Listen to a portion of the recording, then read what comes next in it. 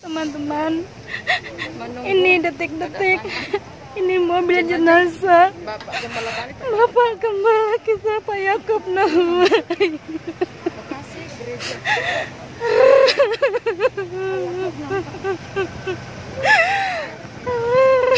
Ini rombongan beliau. Selamat jalan Pak Yakub. Selamat jalan Pak Yakub. Selamat jalan Pak Yakub.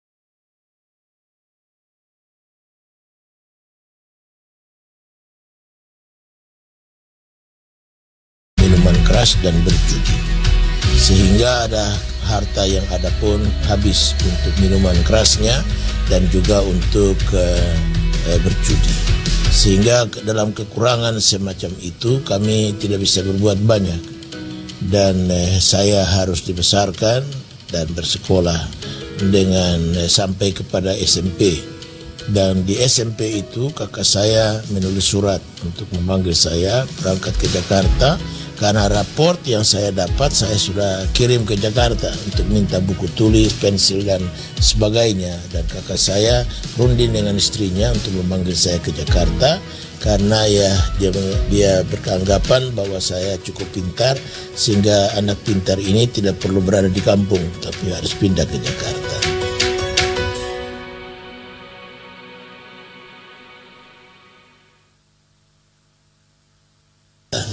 Nah, dari situ maka saya mulai berkeinginan ke Jakarta. Dan pada waktu saya kecil, sebelum saya sampai di SMP, hampir saya mati gara-gara biji durian. Kenapa begitu? Karena kakek kami punya pohon durian hampir ada kira-kira 10 pohon. Dan itu cukup banyak buahnya kalau bermusimnya tiba, sehingga kami semua bisa menikmati durian dengan limpah ruah.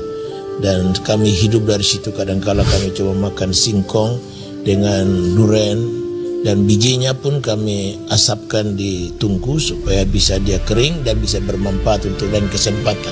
Dan suatu waktu saya dan adik saya kira-kira SMP kelas 1 dan adik saya adalah SD kelas 6. Maka saya bilang buat dia, mari kita pergi ke hutan untuk cari durian. Karena musim yang hampir hujan turun ini, jangan-jangan buah durian jatuh lebih banyak.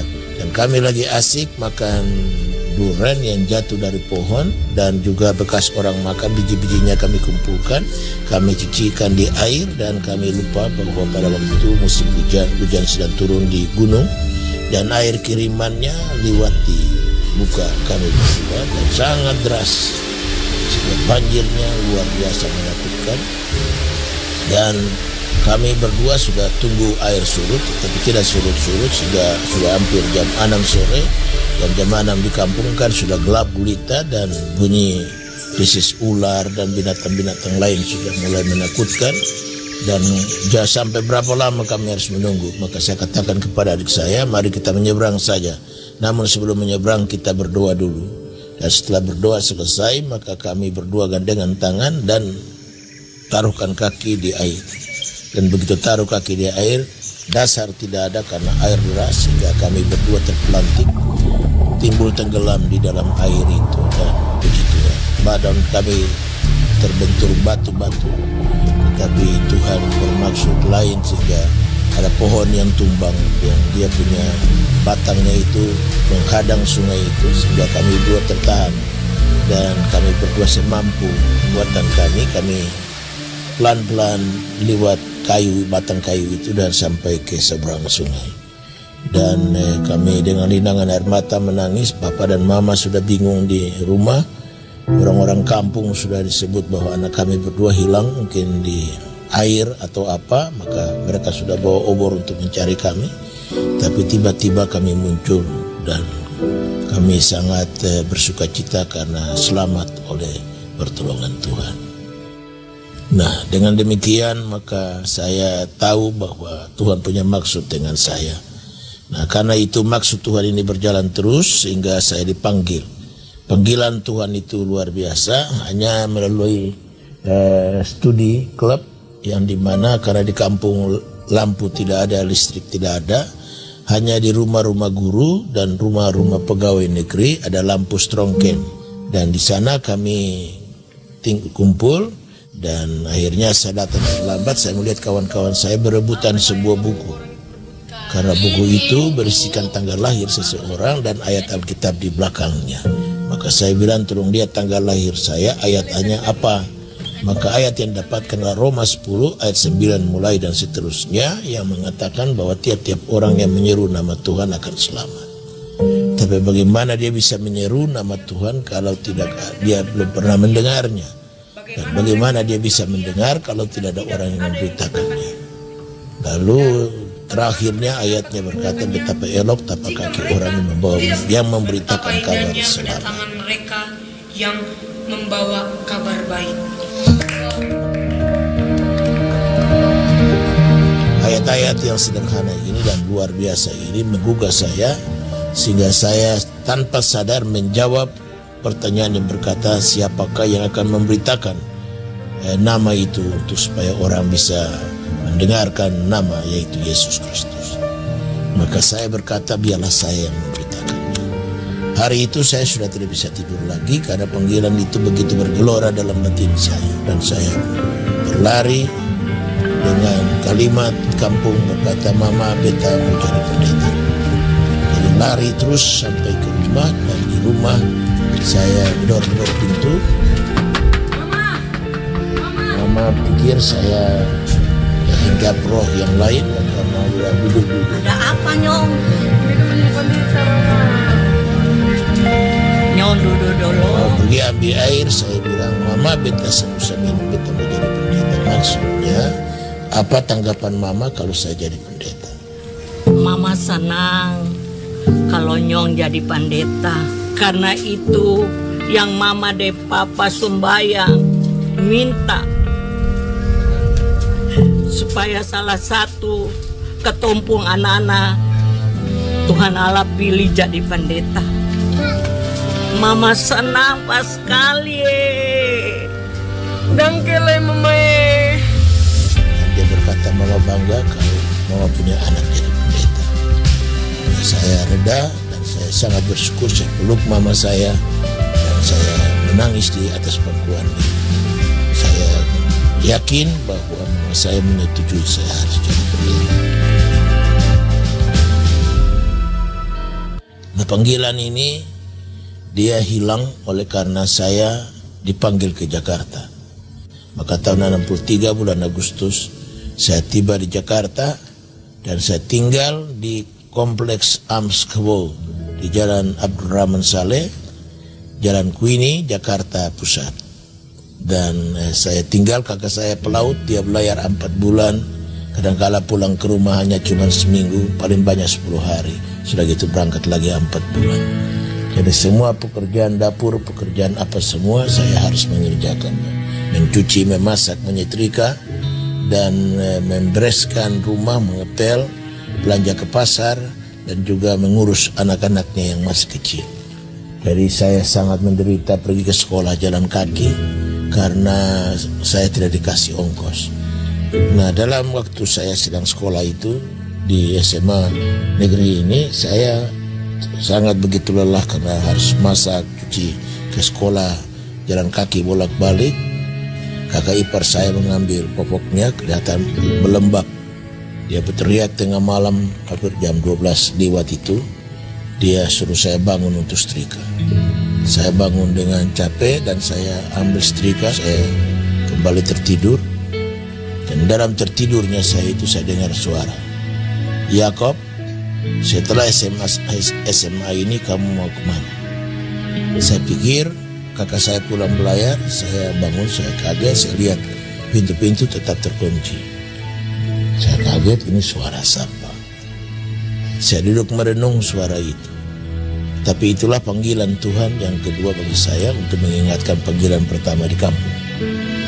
Jadi saya begitu kaget, saya tidak bisa tidur.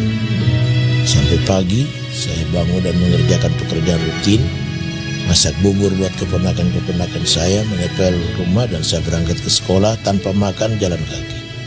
Berhari-hari tidak bisa tidur dengan nyenyak karena suara ini mengganggu. Suara yang berkata, "Yakob, setelah SMA kamu mau kemana?" Akhirnya apa yang saya perbuat, saya putuskan saja saya mau sekolah pendeta. Karena sudah 10 hari saya menderita tidak bisa tidur, maka saya cuma berdoa sebuah doa sederhana, "Tuhan, kalau Engkau bisa bikin saya tidur malam hari ini secara nyenyak, besok saya sekolah pendeta." Jadi akhirnya malam itu saya tidur nyenyak, saya bangun jam 9. Sama dengan kakak ipar saya bangun. Dan dia bangun, "Kok ini pintu lagi masih terkunci?" "Iya, kau kemana?" Dia lihat saya sedang tidur nyenyak. Dia ambil air 1 ember dan dia siram saya sembari berkata, "Bego, bangun. Kenapa kamu tidur sampai jam begini?" Jadi bikin saya kaget, dan itulah yang terjadi dalam panggilan Tuhan yang kedua. Saya pergi ke gereja Kuitang berbakti karena dekat dengan tempat kompleks Amskebau di mana saya tinggal, dan di sana saya berbakti. Dan setelah saya berbakti itu, saya walaupun kakak ipar saya ini begitu ganas, begitu menyiksa saya dalam banyak hal, tetapi dia selalu mengajar saya pergi ke gereja Pantai Kosta, GPDI, Narada, Tanah Tinggi, Jakarta Pusat. Dan di situ saya dengar firman yang disampaikan oleh seorang pendeta Belanda, pendeta Willem Grafstal. Dan dia khotbahnya begitu sederhana, menarik hati. Saya tergugah. Dan pada waktu itu dia sedang baptisan air, dan selalu kalau gereja Pantai Kosta itu pendeta sudah selesai baptis dalam air, dia masih tantang, "Siapa yang tergerak di jamaah Tuhan hari ini untuk baptis, silakan." Maka saya berdiri dari bangku tanpa disuruh, maju ke kolam baptisan tanpa persiapan baju, sehingga saya dibaptis basah kuyup. Kakak ipar saya bingung, dan akhirnya saya tunggu di kamar mandi. Dia pulang naik beca untuk ambil baju ganti saya. Jadi begitulah panggilan Tuhan itu yang kedua. Dan akhirnya lewat saya merayani, karena saya begitu bertobat mengasihi Tuhan di gereja Pantai Kosta ini, maka saya di gereja Betel, Jalan Kuitang nomor 2, saya disuruh pimpin pujian. Dan begitu saya pimpin pujian, ada di situ Pak Senduk, Pak Dr. Hail Senduk, pendiri dari GBI. Dia tanya sama keluarga saya, bawa saya ke situ. Dia tanya, "Ini pemuda Ambon ini siapa?" Lalu dia katakan bahwa ini dia anak yang baru bertobat, papinya sekolah pendeta. Kalau Pak Senduk bilang, "Sudah, suruh dia masuk ke seminari Betel saja." Maka beliau ambil kertas, potong, tulis kepada kepala asrama yang pada saat itu adalah Om Telehala. Dia bilang, "Pak Senduk punya surat mempunyai Pak Telehala, tolong berikan ranjang 1 buat saudara Yakob Nahwai ini. Saya melihat ada panggilan Tuhan dalam diri ini, supaya dia bisa belajar dan menjadi alat dalam tangan Tuhan." Maka saya mungkin satu-satunya pendeta mahasiswa yang masuk di sekolah tinggi teologi seminari Betel tanpa testing, tanpa persyaratan yang lain, dan langsung diterima. Pak Senduk berkata, "Yakob, ini ada tawaran dari Korea." Maka saya bilang, "Om, kenapa mesti saya? Kenapa enggak orang lain aja? Saya punya Inggris pas-pasan. Gak usah banyak bicara. Tuhan bilang kamu mesti pergi." Ya, saya dengan apa adanya terima Pak Senduk punya undangan ini, dan saya pergi ke Korea. Pertama kali naik pesawat, pertama kali lihat luar negeri. Jadi akhirnya saya berangkat ke Korea, dan perjalanan cukup jauh sehingga kami harus nginap di Hong Kong dulu karena sudah kemalaman. Jadi saya pertama kali nginap di hotel, saya tidak tahu bagaimana caranya karena saya anak desa. Betapa kagetnya saya karena betapa indahnya itu kamar, spraynya, karpetnya. Aduh, saya takut tidur di spray, di ranjang, karena nanti kalau saya tidur dia kusut, siapa lagi yang akan membetulkannya? Saya bingung.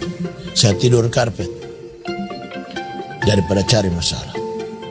Akhirnya saya bangun dalam meringkuk karena sangat dingin, dan saya mau mandi. Saya pikir mana kamar mandi. Saya buka, jangan-jangan ini, betul. Saya masuk ke dalam kamar mandi, saya lihat ada bak kip besar. Saya pikir mana ember, mana gayung, tidak ada. Saya lihat ada keran warna merah dan warna biru. Saya pikir jangan-jangan biru ini air dingin dan merah ini air panas. Betul. Saya bikin hangat-hangat kuku campur, baki penuh. Saya pikir mana gayungnya untuk mandi. Saya lihat ada 2 gelas itu. Saya pakai aja 1 gelas untuk mandi. Problema baru timbul. Tadi masuk ke kamar mandi kering kerontang, kenapa sekarang basah kuyup? Nanti saya takut dimarahin. Maka saya ambil kaos kutang saya untuk pel kamar mandi itu kering, dan baru saya keluar. Saya turun ke lobi, makan pagi, dan dikatakan jam sekian mesti ada di bawah, takut tertinggal pesawat. Dan saya berangkat ke Korea.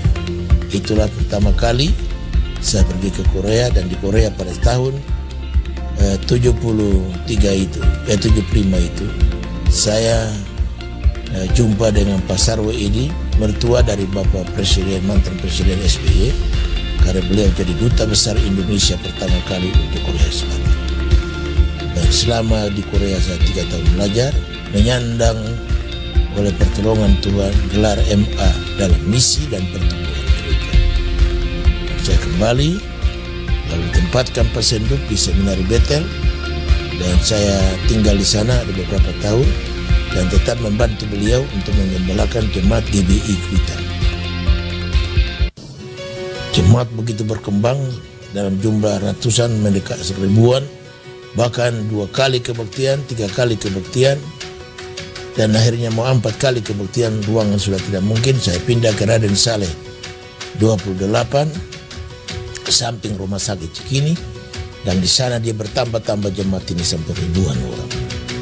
Jalan ke Cikini itu macet total, yang tadinya 2 jalur menjadi cuma 1 jalur karena kendaraan parkir kiri kanan jalan. Dan akhirnya kami dilarang berbakti di situ, dan dari situ kami pindah-pindah terus dari gedung yang satu kepada gedung yang lain. Berpuluh gedung yang kami pindah di seluruh Jakarta.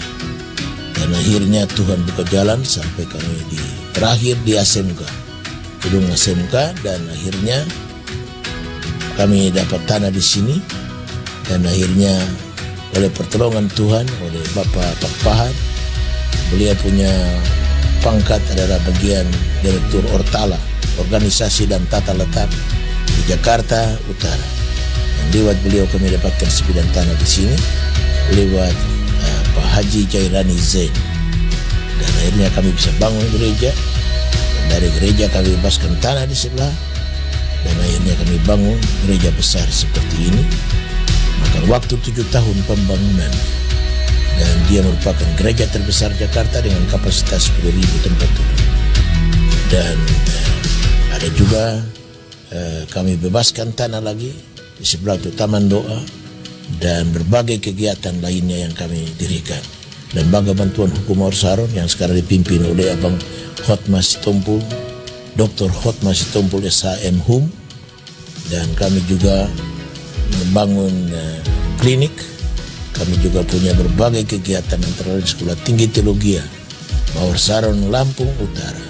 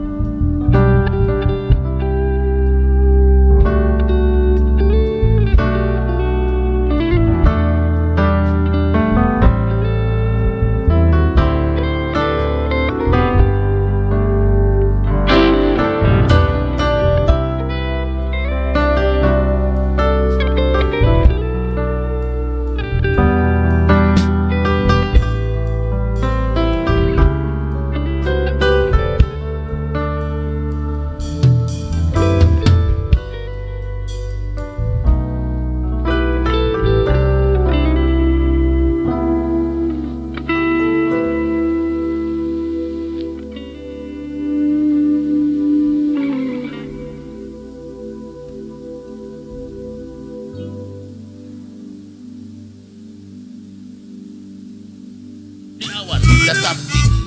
Meleset awan, jatuh di gunung Salahutu, tetap tinggi. Meleset gunung Salahutu, jatuh di pohon kelapa, tetap tinggi. Meleset pohon kelapa, jatuh di bubungan rumah, tetap tinggi. Meleset bubungan rumah, jatuh di atas tempat tidur, tetap tinggi. Tapi kalau kau gantungkan cita-cita setinggi pohon kencur, meleset pohon kencur, langsung got. Makanya gantungkan cita-cita setinggi bintang hilang. Mimpi dulu bos, soal jadi nggak jadi urusan belakang. Ini karena nggak pernah bermimpi nih, makanya nggak dapat apa-apa. Mimpi punya rumah paling besar, berhadapan-hadapan dengan kantor gubernur. Soal jadi nggak jadi inang urusan belakang. Mimpi besar, jadi dapat perkara besar. Allah bisa mampu melakukan apa saja tanpa ada tanda-tanda istimewa yang luar biasa. Karenanya mengiring Tuhan tidak perlu yang aneh-aneh kita perlu cari, karena Tuhan di sini sudah mengherankan. Tuhan di sini sudah ajaib. Kenapa tanda ada ajaib yang harus kita butuhkan lagi? Pribadi Allah itu melebihi segalanya. Karenanya menerima Yesus Kristus sebagai Tuhan dan Juru Selamat dalam pribadi masing-masing itu merupakan hal yang ajaib, lebih dari angin puting beliung, lebih daripada kedahsyatan gempa bumi, lebih dari apapun yang terjadi banjir dan sebagainya. Keajaiban terbesar adalah Allah memberikan anaknya bagi dunia dan menyelamatkannya. Jadi kalau Allah tidak menyayangkan anaknya dan memberikannya kepada kita, masakan perkara-perkara lain yang sekedar bernama uang untuk kontrak rumah, atau menyekolahkan anak ke universitas, atau sekedar sebuah rumah untuk kita bernaung dari lebatnya hujan dan teriknya matahari, masakan Tuhan Allah tidak mampu memberikannya kepada kita? Yesus Kristus lebih mahal dari seluruh dunia ini. Alkitab berkata, apa untungnya bagi seseorang jikalau dia memiliki seluruh dunia ini tapi kehilangan keselamatan jiwanya? Gereja adalah pusat training untuk mempersiapkan hari kedatangan Tuhan yang besar. Karena dalam gerejalah kita saling menguatkan, dengarkan firman, berdoa satu dengan yang lain. Mungkin diberikan kesempatan untuk suami mendoakan istrinya, istri mendoakan suaminya, bergandengan tangan menghadap Tuhan dan berseru waktu berada dalam gereja. Karenanya biasakan diri supaya suami istri duduk berdekatan di dalam ibadah kepada Tuhan. Tidak dulu dengar firman lalu saya waktu dengar itu firman buat lo, bukan untuk gua. Jangan kau melihat selumbar di mata orang, sedang balok di matamu kau tidak nampak. Jangan membiasakan diri untuk menghakimi orang, tapi rasakan apa yang dia rasakan. Menangislah dengan orang yang menangis dan tertawalah dengan orang yang tertawa. Itulah firman. Saling menggosok, saling mendorong supaya kita maju di dalam beriman kepada Tuhan, menyongsong hari Tuhan yang semakin dekat.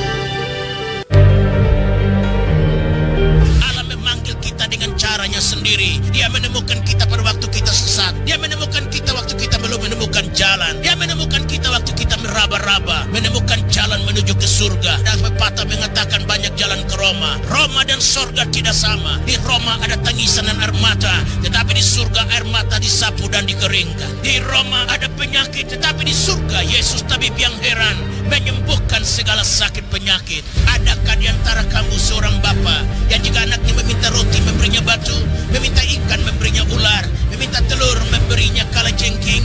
Jika kau yang jahat tahu memberi pemberian yang baik kepada anak-anakmu, apatah lagi Bapamu yang ada di surga yang akan memberikan pemberian yang baik. Yang baik dari Allah itu belum tentu pas pada kita. Tapi Roma 8:8 berkata segala perkara bekerja bersama-sama mendatangkan kebaikan bagi orang yang mengasihi Tuhan.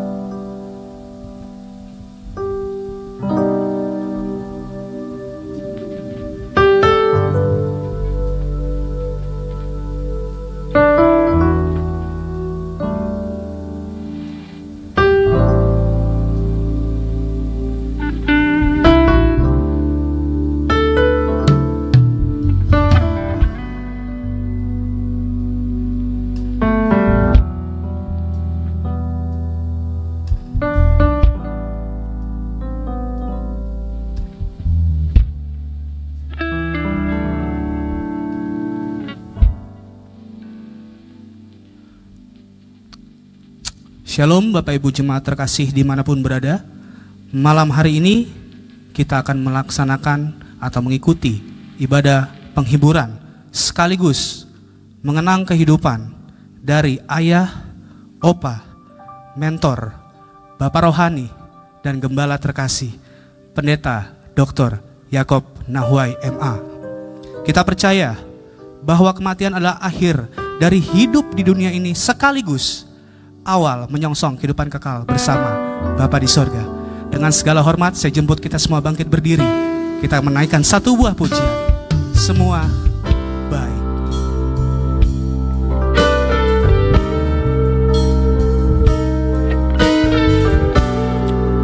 Haleluya.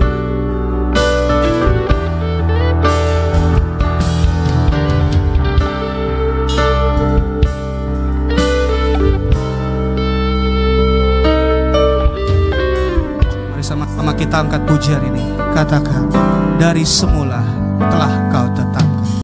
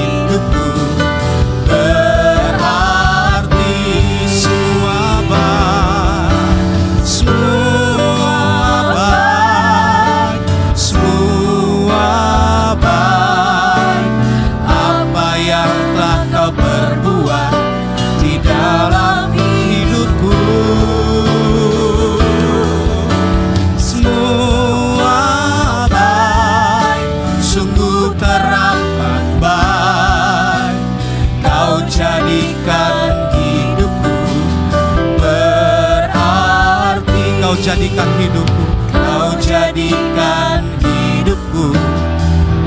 Sekali lagi kau jadikan hidupku. Nanti hambanya Bapak Pendeta Jason Balungpakueng akan membuka ibadah kita.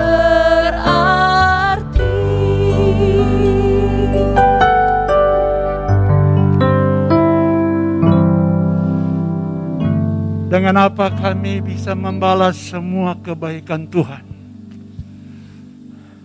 Tuhan, hamba ingat Om Yakob khotbah bahwa satu hal yang manusia tidak mampu menggantikan apa yang Allah kerjakan adalah membawa manusia dari dunia ke sorga. Dan hari ini kami semua ada di sini dan orang tua kami sudah bertemu dengan Tuhan yang dia layani 50 tahun lebih. Terima kasih Tuhan. Terima kasih Bapa. Terima kasih.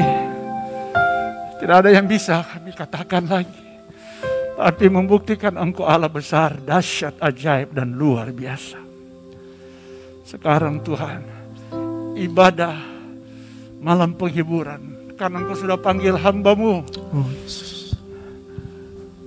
orang tua kami, Bapak rohani kami, mentor, guru kami, pemimpin kami, Pendeta Dr. Yakob Nahwai, MA. Hari ini Tuhan, kami melihat kedahsyatan Allah itu. Dan kami serahkan ibadah penghiburan ini, mulai dari awal sampai berakhirnya. Kau berikan kekuatan bagi Tante Rina, Yohanes Esther, Tuhan, dan keluarga besar GBI Mawar Saron dalam tangan Tuhan, dalam nama Tuhan Yesus Kristus. Hamba sudah berdoa dan ucap syukur. Haleluya. Amin.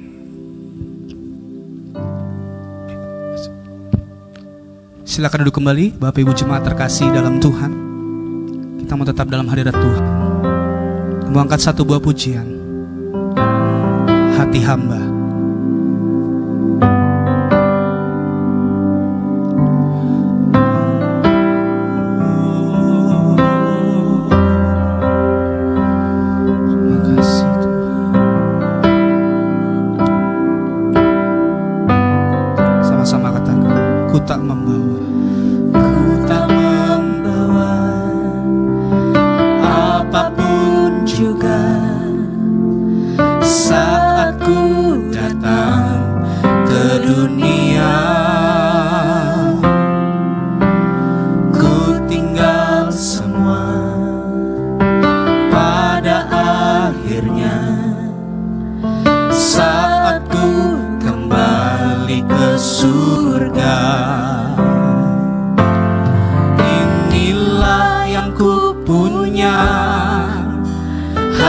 Sebagai hamba yang mau taat dan setia padamu Bapa, kemanapun ku bawa, hati yang menyembah dalam roh dan kebenaran sampai selamanya.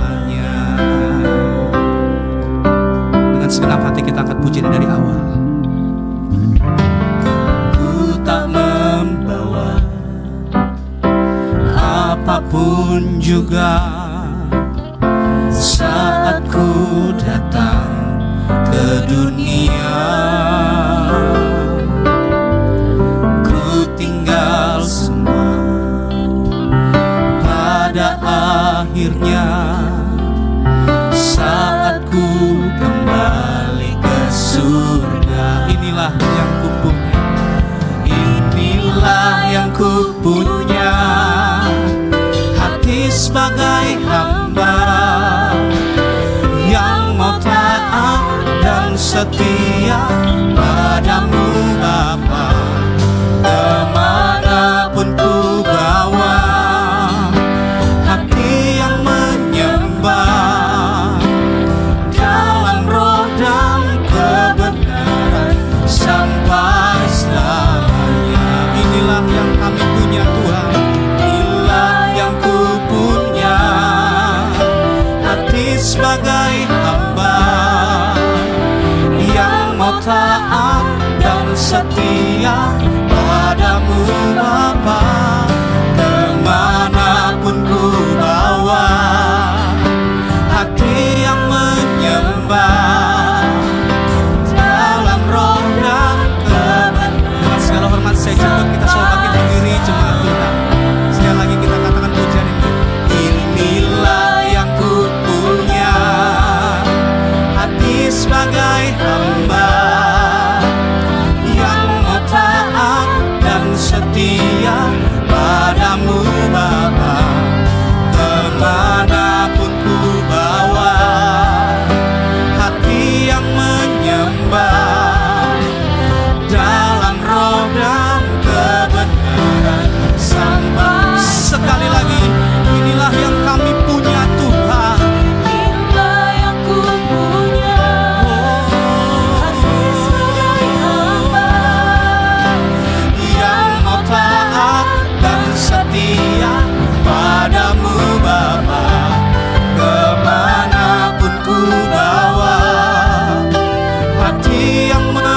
hamba dalam roh dan kebenaran sampai dalam roh dan kebenaran, dalam roh dan kebenaran sampai dalam roh dan kebenaran, dalam roh dan kebenaran sampai selamanya. haleluya Tuhan.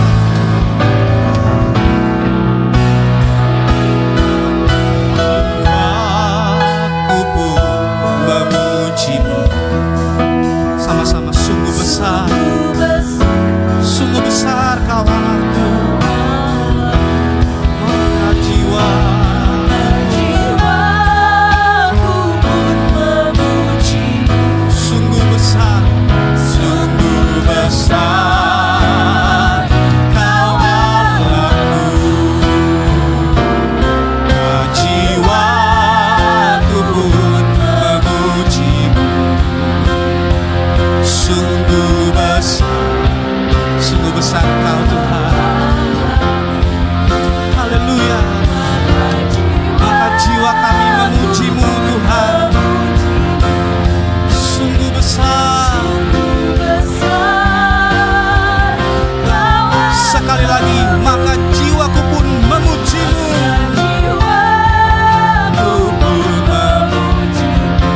Saya serahkan kepada hambanya, Bapak Pendeta Diki Cahyadi, yang akan membawakan firman Tuhan.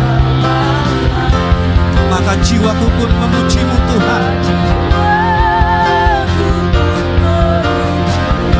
Sungguh besar,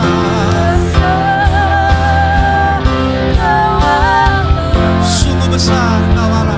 Sungguh besar, Sekali lagi, sungguh besar Kau Allah. sungguh besar.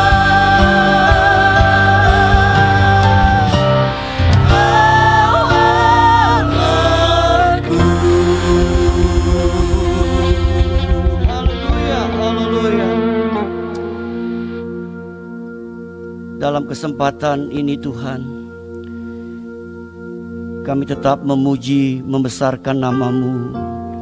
Di tengah-tengah kedukaan kami, Tuhan telah panggil pulang hamba-Mu yang setia, Bapak Pendeta Dr. Yakub Nahowai, yang Tuhan kasihi. Malam ini kami mengundang terus Roh Kudus Engkau hadir di sini. Engkau yang terus akan memimpin ibadah penghiburan malam hari ini. Dan biar Roh Kudus yang jadi penghibur kami yang sejati. Dan firman-Mu akan terus menuntun langkah-langkah hidup kami, untuk kami terus berjalan dalam kebenaran firman-Mu ya Tuhan. Pakai hamba-Mu ini, kuduskan dengan darah Yesus. Tanpa Tuhan hamba tidak bisa berbuat apa-apa. Malam ini kami rindu dan siap diberkati kembali dengan firman-Mu. Biarlah kami semuanya boleh mendapatkan penghiburan daripada Tuhan sendiri melalui firman-Mu. Dalam nama Yesus kami siap diberkati dengan firman-Mu. Haleluya, sama-sama katakan amin. Silakan duduk Bapak Ibu kasih Tuhan. Shalom. Pertama-tama saya atas nama Badan Pekerja Daerah Gereja Betel Indonesia BPD GBI DKI Jakarta turut sepenanggungan atas dipanggil pulangnya Bapak Pendeta Dr. Yakub Nahowai yang kita kenal dengan panggilan akrabnya Om Yakub. Dan saya percaya banyak hal yang telah diwariskan oleh Om semasa Om hidup buat kami generasi-generasi muda yang ada di GBI secara khusus di DKI, bahkan di seluruh Indonesia, bahkan di seluruh dunia. Firman Tuhan malam ini saya beri judul yaitu Finishing Well. Saya akan bacakan dari kitab 2 Timotius ayat yang cukup terkenal. 2 Timotius 4 ayat 6 sampai 8 berkata demikian. Mengenai diriku, darahku sudah mulai dicurahkan sebagai persembahan, dan saat kematianku sudah dekat. Aku telah mengakhiri pertandingan yang baik. Aku telah mencapai garis akhir, dan aku telah memelihara iman. Sekarang telah tersedia bagiku mahkota kebenaran yang akan dikaruniakan kepadaku oleh Tuhan Hakim yang adil pada harinya. Tetapi bukan hanya kepadaku, melainkan juga kepada semua orang yang merindukan kedatangannya. Bapak Ibu dikasih Tuhan, secara khusus keluarga Perkabungan, kalau kita membaca ayat ini kita diingatkan bagaimana Rasul Paulus sebelum dia meninggal, dia sempat menulis surat kepada anak rohaninya bernama Timotius. Dia berkata, mengenai diriku, darahku sudah mau dicurahkan sebagai persembahan dan saat kematianku sudah dekat. Bapak Ibu kasih dalam Tuhan, tema firman Tuhan hari ini yaitu finishing well. Yang menjadi pertanyaan buat kita pada saat ini, mengapa kita harus menyelesaikan hidup kita dengan baik? Kalau kita melihat contoh yang sangat baik, yaitu kehidupan dari Tuhan Yesus sendiri, di mana Yesus telah menyelesaikan tugas-tugasnya dengan baik selama berada di dalam dunia ini. Dan perkataan Tuhan Yesus terakhir di atas kayu salib, dia berkata, sudah selesai. Artinya yaitu lengkap sampai kepada tujuan. Yesus telah menyelesaikan tugas-tugas dari Bapaknya selama dia ada di dunia ini sampai kepada tujuan. Jadi mengapa kita harus menyelesaikan hidup kita dengan baik? Yaitu kita belajar daripada Yesus yang sudah menyelesaikan tugas-tugasnya selama di dunia ini dengan begitu baik. Kemudian, mengapa kita harus menyelesaikan hidup kita dengan baik? Alkitab berkata dalam Roma 14 ayat 12, demikianlah setiap orang di antara kita akan memberi pertanggungjawab tentang dirinya sendiri kepada Allah.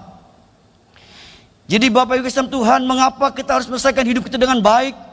Karena setiap orang harus mempertanggungjawabkan dirinya sendiri di hadapan Allah. Setiap kita, setiap pribadi kita yang hadir malam hari ini, kita diingatkan bahwa satu kali kelak kita harus mempertanggungjawabkan di hadapan Allah apa yang Tuhan telah percayakan kepada kita selama kita hidup di dunia ini. Untuk itu biarlah selagi Tuhan kasih kita kesempatan untuk kita bisa melayani, beribadah, kita bisa bekerja, berusaha, biar kita melakukannya dengan penuh tanggung jawab di hadapan Tuhan. Karena satu kali kelak kita harus mempertanggungjawabkan itu semuanya di hadapan Bapa kita di surga. Yang berikut Bapak Ibu, bagaimana caranya menyelesaikan hidup dengan baik? Paulus memberikan 3 hal.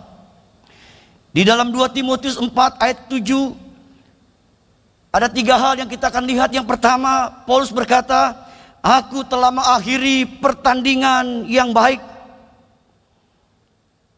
Kata mengakhiri pertandingan artinya Bapak Ibu Tuhan, satu perjuangan atau pertarungan, sesuatu yang dilakukan dalam arena sebuah perlombaan.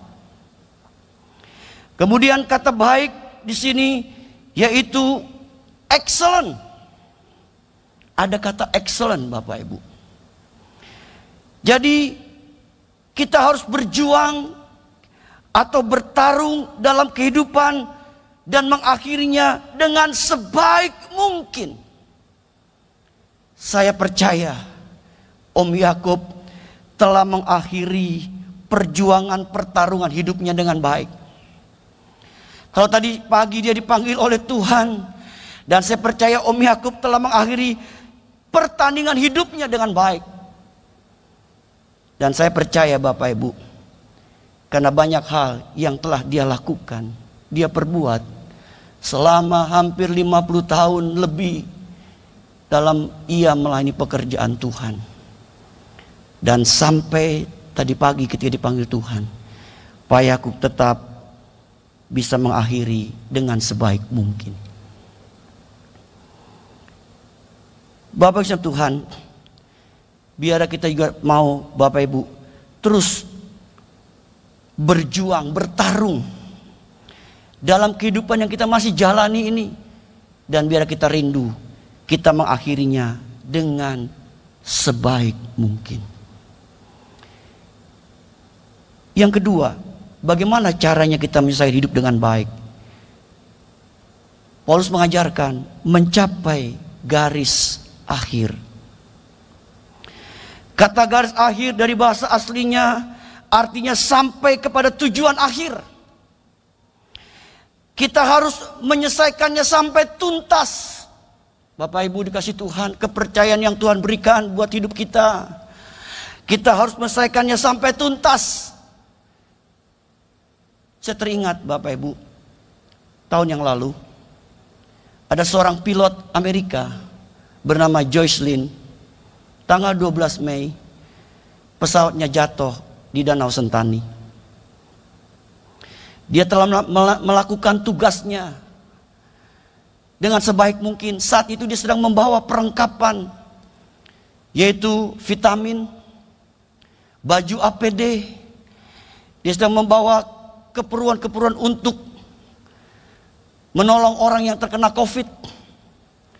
Tiba-tiba entah bagaimana pesawatnya jatuh di Danau Sentani dan dia meninggal dalam usia 40 tahun.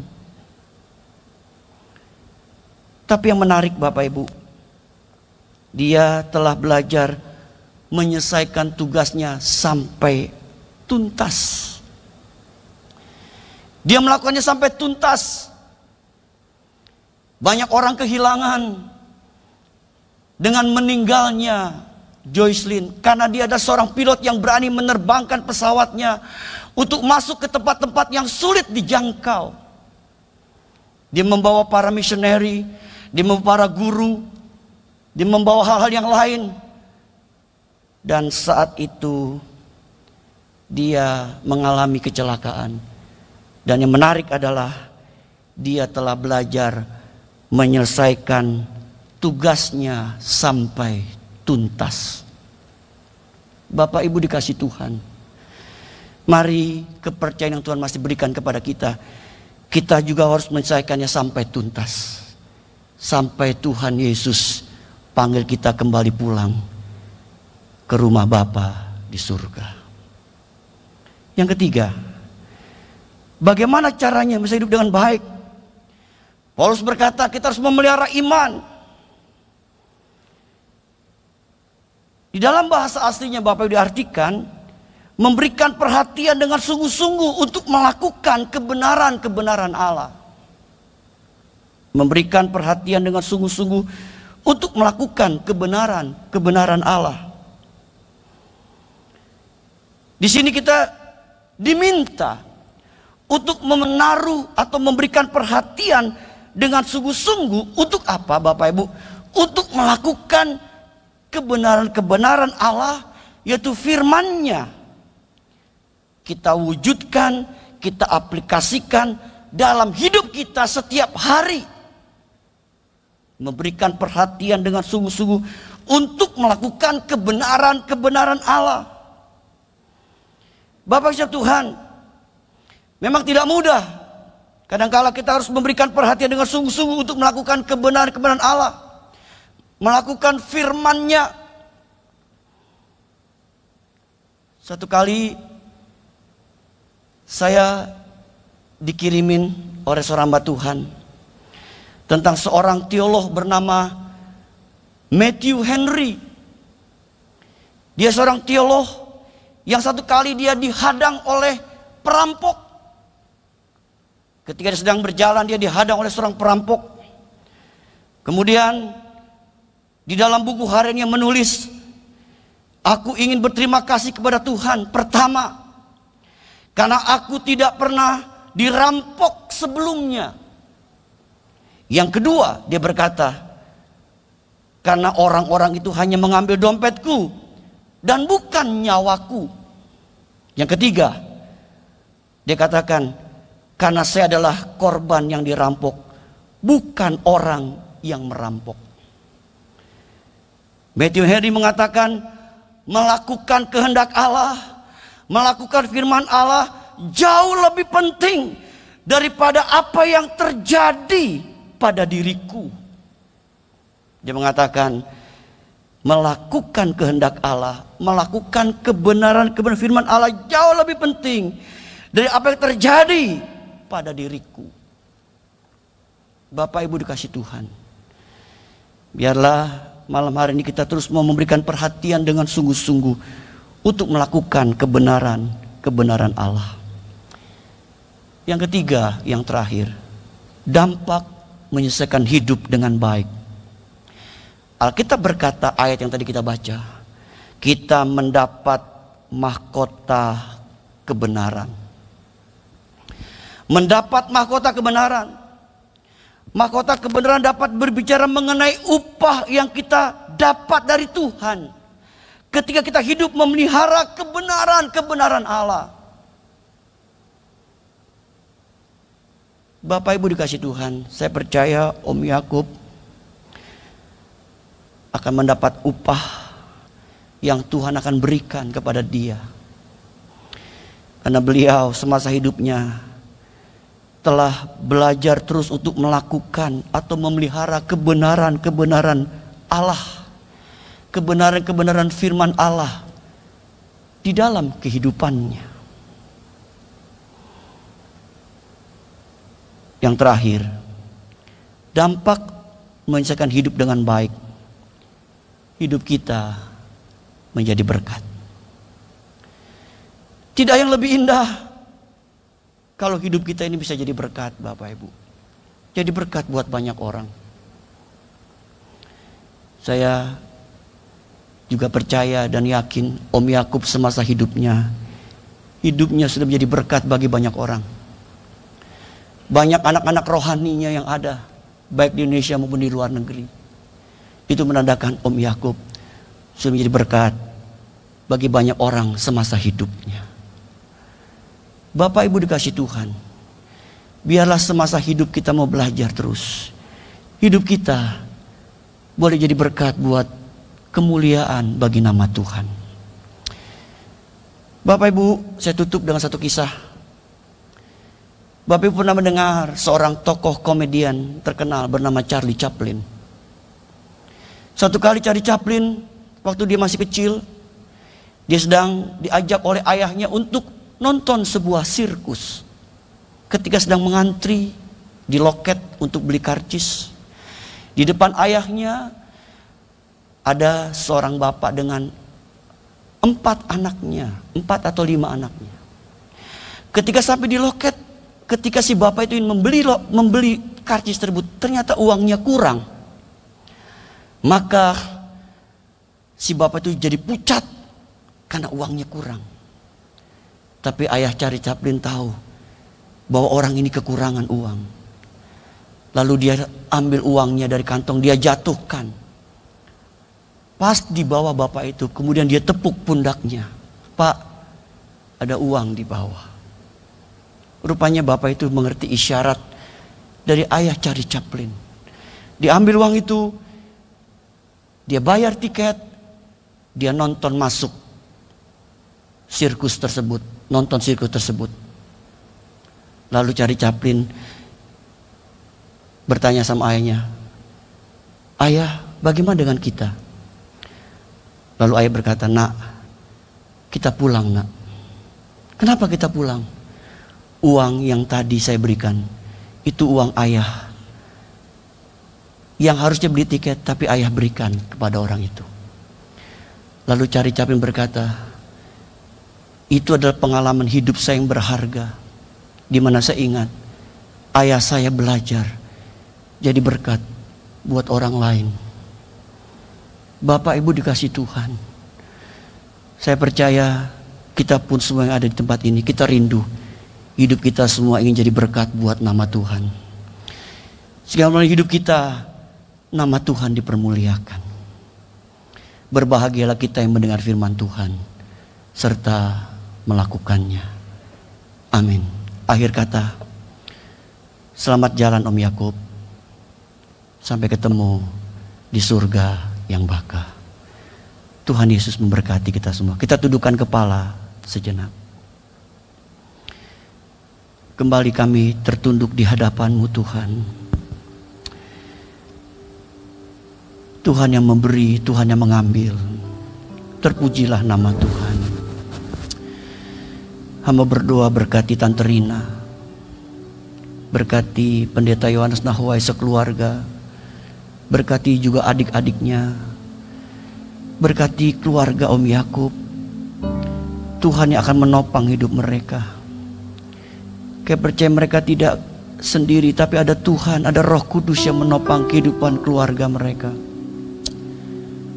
Tuhan pimpin terus kehidupan Tante Rina bersama dengan seluruh anak-anak, mantu dan cucu. Dan terlebih Tuhan akan terus menuntun pekerjaan Tuhan yang ada di GB Mawar Saron. Tuhan, saya percaya pekerjaan Tuhan di tempat ini tidak akan pernah berhenti, akan terus menuai jiwa-jiwa untuk kemuliaan nama Tuhan. Tuhan pakai terus GB Mawar Saron untuk menjadi alat kemuliaan nama-Mu dan menjadi berkat bagi banyak orang, dan nama Tuhan dipermuliakan. Terima kasih buat malam ini Bapa. Dalam nama Yesus kami berdoa dan kami bersyukur. Sama-sama kita katakan amin. Tuhan memberkati kita semua Bapak Ibu.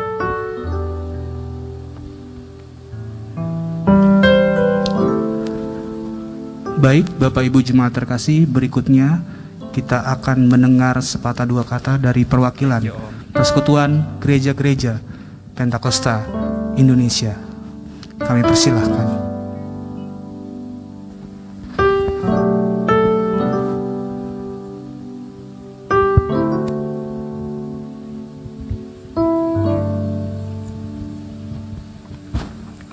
Shalom Bapak Ibu Saudara semuanya.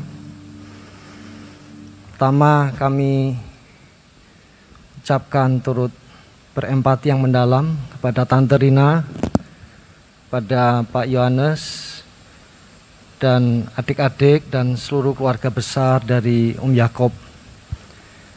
Saya Pendeta Yusuf, salah satu sekretaris PPH PGPI Pusat, diminta oleh Bapak Ketua Harian untuk menyampaikan sambutan atas nama PGPI. Sesungguhnya kami ikut kehilangan beliau. Kami tidak menyangka begitu cepat beliau berpulang. Bagi kami beliau bukan saja seorang pemimpin atau ketua umum, tetapi sebagai orang tua yang mengayomi 90 lebih sinode yang ada di Indonesia. Dan atas nama pengurus pusat dan juga MPR dan juga pengurus provinsi, pengurus kabupaten kota, pengurus seluruh yang ada di dunia ini, pengurus PGPI, mengucapkan turut berempati. Beliau adalah pemimpin dan orang tua kami yang luar biasa. Beliau menjabat sebagai ketua umum sejak tahun 2013 sampai 2018 di periode yang pertama, dan kemudian di periode 2018 sampai 2023. Sungguh sesuatu yang luar biasa yang beliau sudah kerjakan bagi PGPI. Dan ada terobosan yang luar biasa sekali. Di antaranya beliau menyumbangkan sebuah kantor bagi PGPI yang selama ini, sejak PGPI ada, belum pernah ada. Beliau tidak saja mengajar, beliau tidak saja memimpin, tetapi beliau telah memberikan teladan yang luar biasa, yang belum pernah dikerjakan oleh pemimpin-pemimpin sebelumnya. Dan jika kami melihat kantor itu, sungguh hati kami berdebar. Luar biasa sekali pengorbanan beliau.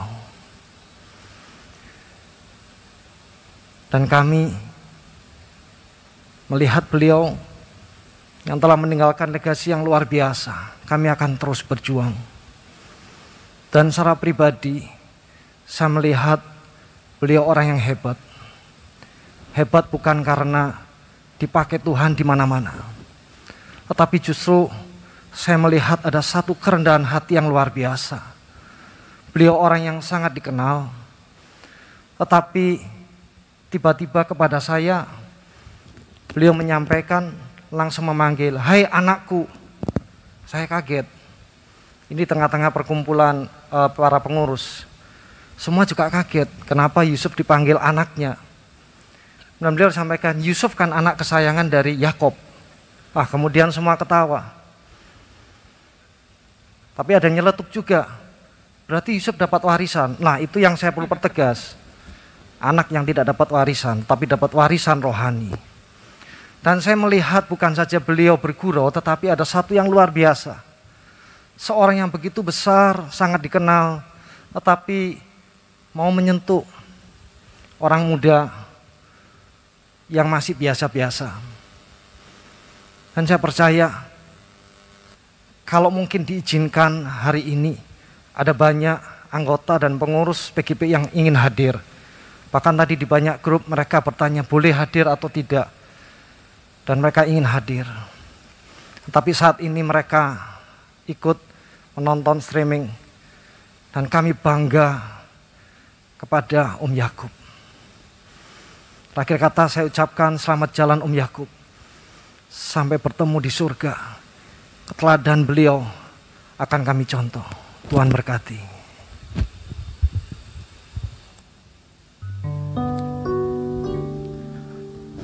Baik, berikutnya mimbar akan diserahkan kepada perwakilan dari keluarga. Sekaligus mungkin akan memberikan pengumuman untuk acara esok hari. Kami persilahkan.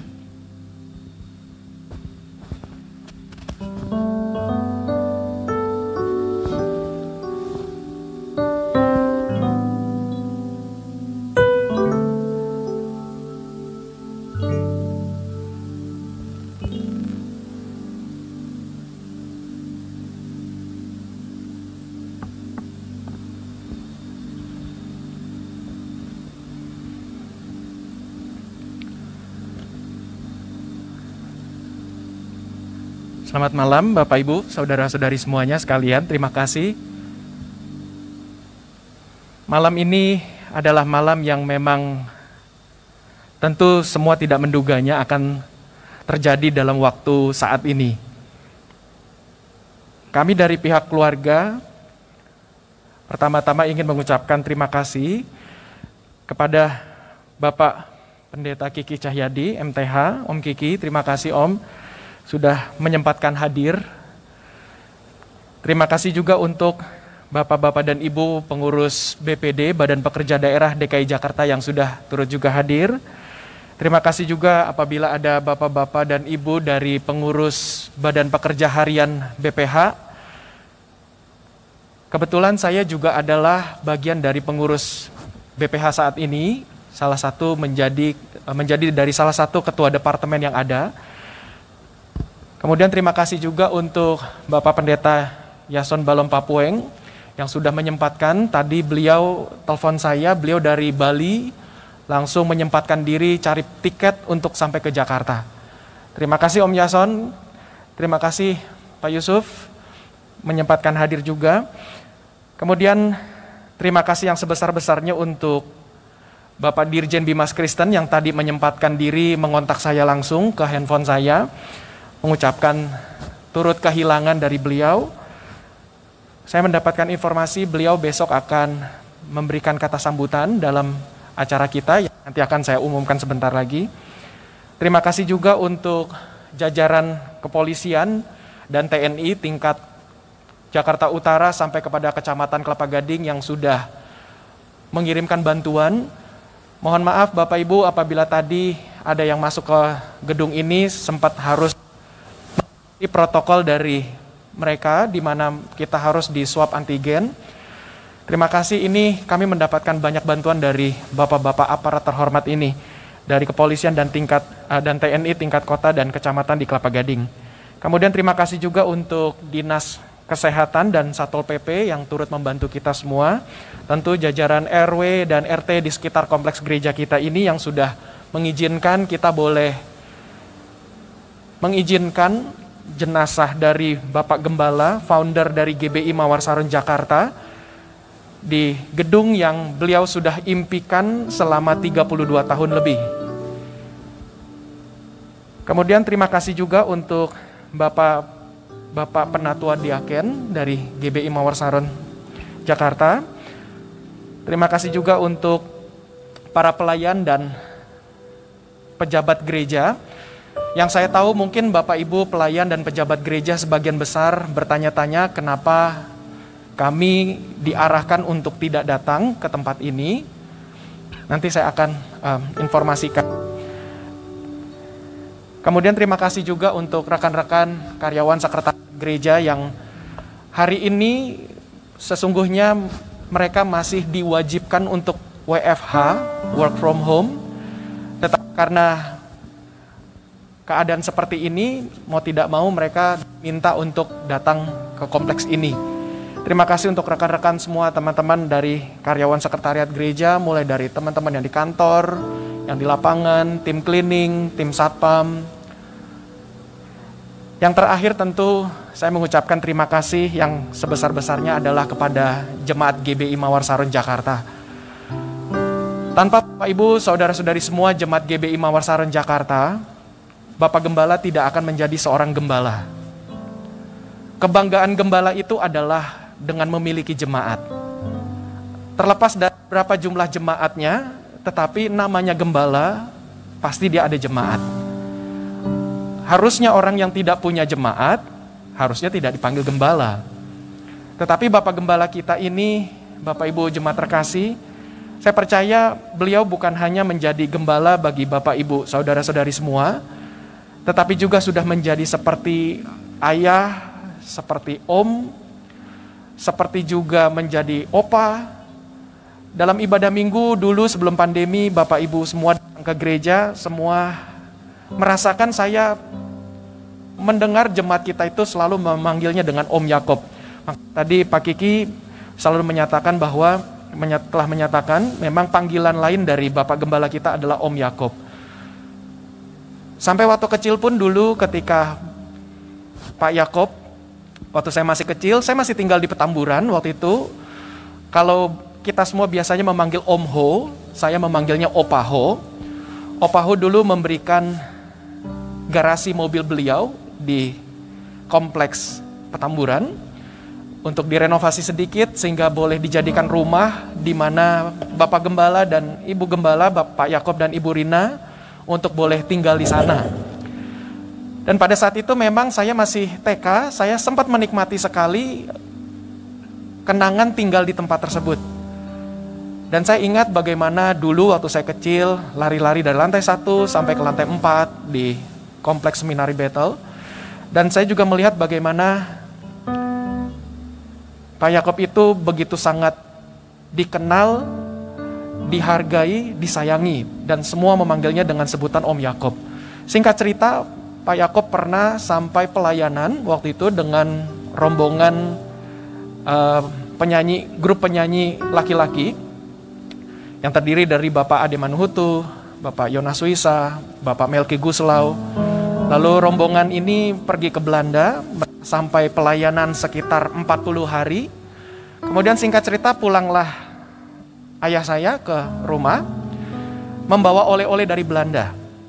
Dan karena saking seringnya saya ketemu dengan banyak orang, saya akhirnya pulang mengucapkan terima kasih Om kepada ayah saya. Karena sudah lama tidak ketemu, jadi waktu itu masih kecil dan memang selalu dipanggilnya Om begitu. Jadi saya ikutan terima kasih Om. Lalu ayah saya berkata, enak aja saya ini papamu begitu. Jadi dalam keluarga kami pun Bapak Gembala juga orang yang rileks, orang yang santai. Tapi di lain pihak juga beliau ini adalah orang yang demanding. Demanding itu artinya selalu menuntut untuk memberikan yang terbaik. Jadi kalau tadi terima kasih Pak Kiki sudah menyampaikan firman Tuhan finishing well. Setidaknya saya pribadi memang sudah disiapkan oleh Bapak Gembala, oleh Pak Yakob, untuk betul-betul bisa kuat dalam menghadapi segalanya. Untuk juga bisa sanggup melewati berbagai macam rintangan. Kalau saya boleh berkata, Pak Yakob ini atau ayah saya bukanlah ayah yang baik. Tetapi beliau adalah ayah yang luar biasa. Menurut saya kadar baik itu bagi saya tidak cocok ditempatkan kepada ayah saya. Tetapi sebutan itu adalah luar biasa. Walaupun ya tak ada gading yang tak retak. Semua mungkin dari jemaat Bapak Ibu Saudari sudah tahu, Pak Yakob berkali-kali berulang kali dalam khotbah minggu dulu selalu berkata bahwa beliau itu hampir tidak ada waktu untuk saya, untuk keluarga dan untuk adik-adik saya waktu kami semua waktu itu belum berkeluarga. Memang itu adalah hal yang betul, tetapi di lain pihak saya sangat percaya itulah bagian dari ayah saya ingin menempa kami supaya kami ini menjadi orang yang kuat, supaya kami ini menjadi orang yang tidak bergantung dengan orang lain, dan juga kami menjadi orang yang tidak mau merepotkan orang lain. Saya percaya Bapak Ibu Saudari semua, ketika kita yang bergaul erat dengan beliau, pasti beliau selalu bertanya apa yang bisa beliau bantu kepada kita semua. Beliau tidak pernah meminta, tidak pernah menuntut, tetapi di lain pihak saya melihat bahwa kenapa beliau ini bisa finishing well, karena memang beliau itu adalah seorang yang betul-betul demanding. Artinya menuntut. Rekan-rekan kantor, sekretariat pasti tahu bagaimana pimpinan kita ini betul-betul selalu menuntut kita harus kerja dengan baik, kerja dengan keras, tunjukkan performa yang baik, supaya semua untuk melayani jemaat. Maka itu Bapak Ibu Saudari, saya pikir kalau untuk jemaat sudah mengetahuinya, saya pikir juga pasti banyak hamba-hamba Tuhan, pendeta-pendeta lain yang mengikuti siaran live streaming ini. Saya percaya Pak Yakob menitipkan pesan kepada saya untuk disampaikan kepada kita semua bahwa biarlah kita semua bisa betul-betul melayani Tuhan tanpa ada kepentingan pribadi. Maksudnya adalah kita melayani Tuhan itu adalah untuk Tuhan dan untuk sesama. Itu yang saya pelajari sekali dari ayah saya. Dan ketika dulu waktu saya masih kuliah di Seminari Bethel, ketika waktu itu saya masih tingkat S1, baru semester 2 kalau tidak salah. Tentu saya waktu itu belum menikah, saya masih tinggal di pastori gereja. Jadi Bapak Ibu Saudari mungkin banyak yang tidak tahu secara detail bahwa Pak Yakob itu sampai kepada pertengahan tahun lalu kira-kira sebelum beliau perlu waktu untuk istirahat, beliau itu masih tinggal di pastori gereja. Jadi boleh dikatakan pendeta Yakob Nahuai itu tidak pernah merasakan tinggal di rumah sendiri. Selalu tinggalnya di gereja. Jadi saya pikir hatinya beliau itu kepada pelayanan itu sungguh luar biasa sekali. Maka itu saya melihat ini bagi saya pribadi ini adalah teladan yang baik, teladan yang betul-betul menunjukkan bahwa memang kalau mau jadi pendeta jangan tanggung-tanggung nyong, itu kata beliau. Kalau kamu tanggung-tanggung mau jadi pendeta ngapain? Kalau mau jadi pendeta jangan tanggung-tanggung. Dan saya ingat sekali dulu ketika saya akan berkhotbah, singkat ceritanya saya pakai baju, kemudian untuk berangkat, ayah saya bertanya, "Nyong mau kemana?" Saya bilang saya mau khotbah di gereja ini. Saya sebutkan merek gereja tersebut.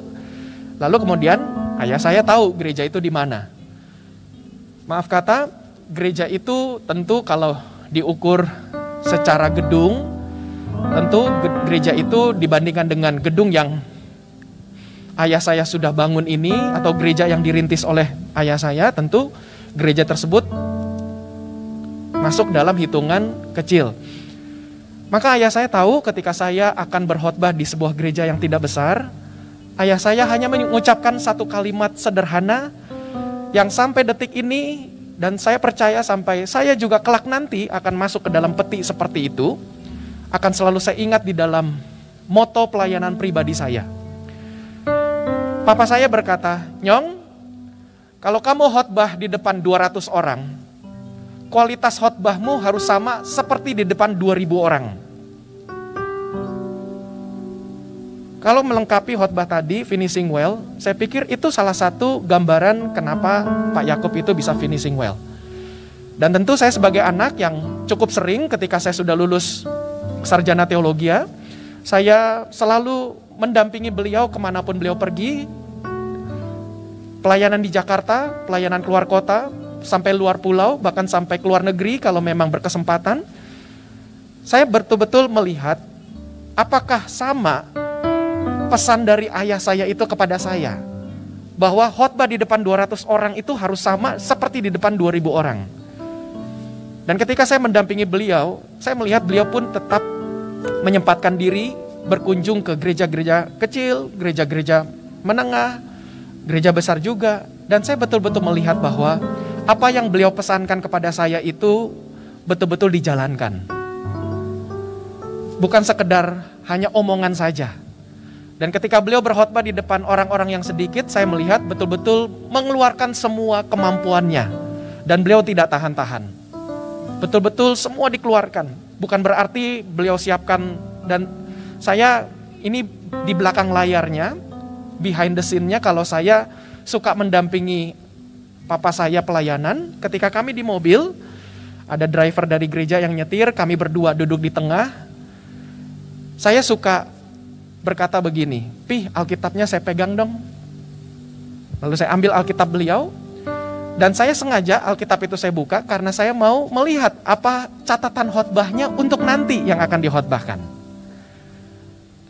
Jadi dengan kata lain, anak rohani mau curi ilmu bapak rohani begitu. Singkat cerita, saya melihat sebetulnya itu saya hanya penasaran. Berangkatnya ini ayah saya siapkan berapa poin khotbah. Supaya kenapa? Karena saya mau uji. Ketika nanti sampai tiba di tujuan, apakah ada diskon Harbolnas kah dari itu poin-poinnya? Siapa tahu poinnya itu 3 karena lagi pas lihat gerejanya kurang rame ya. Udah kurangin aja deh. Begitu. Jadi 2 poin aja atau 1 poin saja. Tapi ternyata saya lihat itu tidak terjadi. Dengan kata lain, apa yang sudah disiapkan di rumah betul-betul dihidangkan kepada jemaat. Terlepas dari berapapun jumlah jemaat yang dilayani pada saat itu. Jadi Bapak Ibu Saudari, setidaknya tambahan dari saya, kalau tadi Pak Kiki, Pak Yason, Pak Yusuf berdiri di tempat yang sama di mana saya sekarang berdiri, ketiga hamba-hamba Tuhan tadi adalah, boleh dikatakan, sebutkanlah anak-anak rohani. Tetapi ketika saya ini bukan hanya anak jasmani dari beliau saja. Tetapi saya juga boleh berkata saya juga adalah anak rohani dari beliau. Saya pernah berkata kepada ayah saya, Papi boleh lahirkan ribuan pemimpin. Papi boleh cetak banyak gembala-gembala yang hebat. Tetapi kehebatan Papi nomor 1 di mata saya adalah Papi bisa melahirkan anaknya sendiri menjadi pemimpin.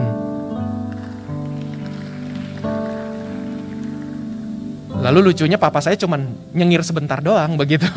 Saya pikir beliau akan nyambut dengan ngomong apa. Tapi di lain pihak itu saya percaya mungkin beliau bergumul dalam batinnya. Mungkin roh kesombongan sudah mengetuk pintu hatinya.